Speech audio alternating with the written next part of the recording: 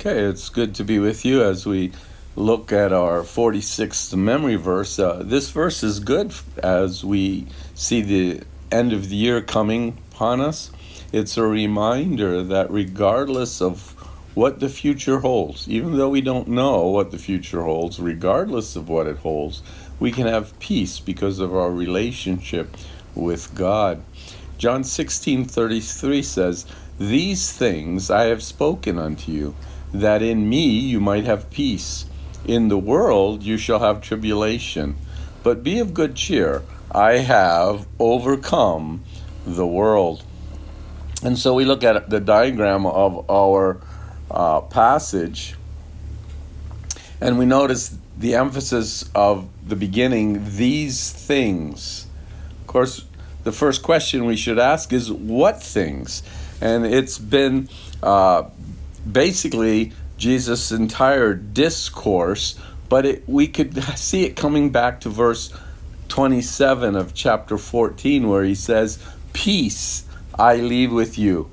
Notice, it's my peace I give unto you, not as the world giveth I unto you.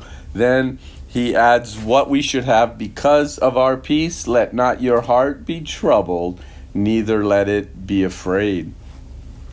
And then he goes on and he talks about the future. And the idea here is that he knows the future and he knows what's coming. So it says, "You have heard how I said unto you, I go away and come again unto you.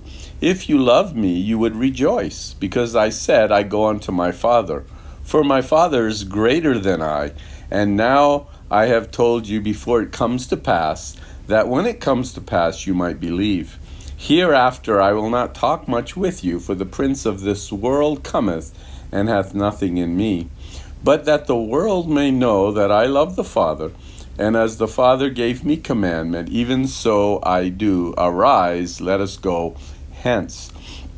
And so Jesus is talking about his death and then his resurrection and his future coming back. And because of that, you and I live in that peace. Our heart should not be troubled. So he says, "These things I have spoken unto you." Why? Why did he speak them? That you might have peace. Okay, so that you and I will have peace. We have peace in our minds and in our hearts because we know who controls the future. We know that God is always in control and we are his children. And so that brings peace. Notice it says that you might have peace in me. Okay, so in me. Now, some say that this might be a metaphor for John chapter 15 and the vine passage, where Jesus talks about him being the vine and the believer and Israel being the grafted in, right? So, "These things I've written, that you might have peace. You shall have tribulation."